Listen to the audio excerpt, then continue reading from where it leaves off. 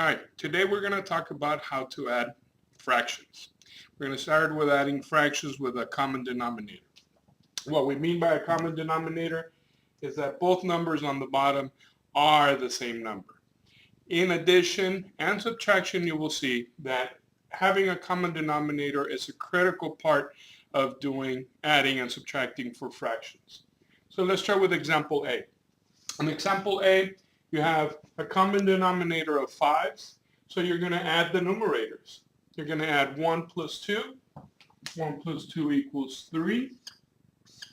And you never add the denominator. Fifths.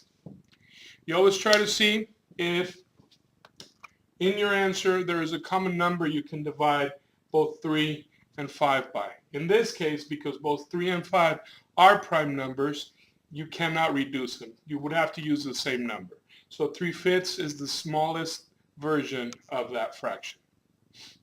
In example B, we also have common denominators. They're both 8s. So we'll go ahead and add our numerators. 5 plus 1 equals 6. 8s.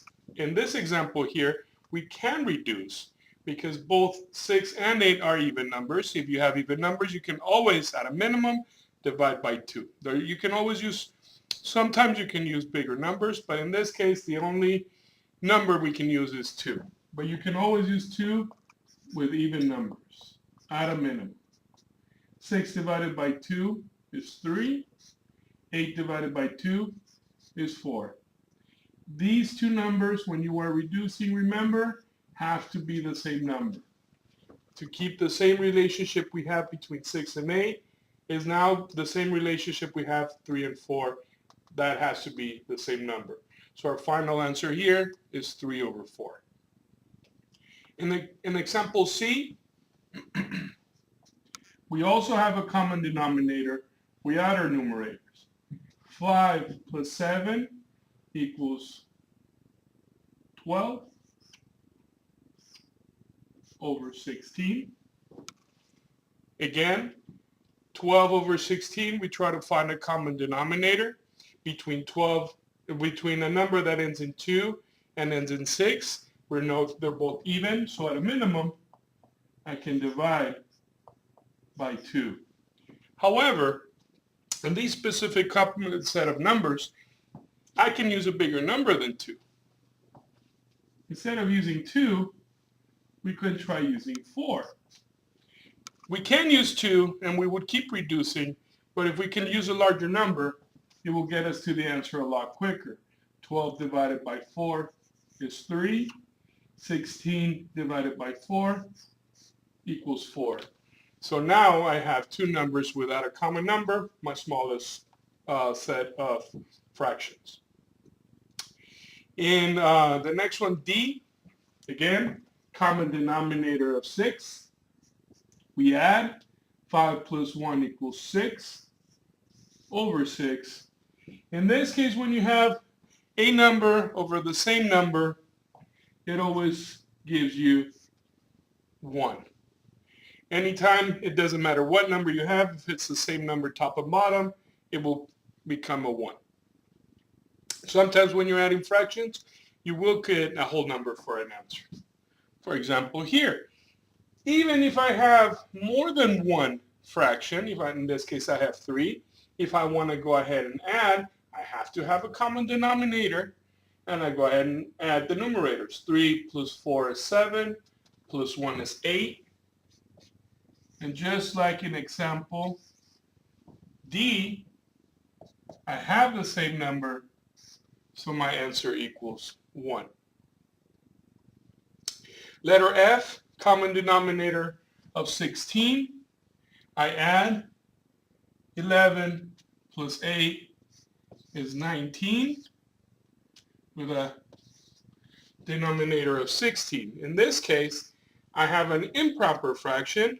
Because I have an improper fraction, I know I can pull out whole numbers. That means that the 19 is bigger than the 16, so I know that the 16 can fit into the 19 at least one time.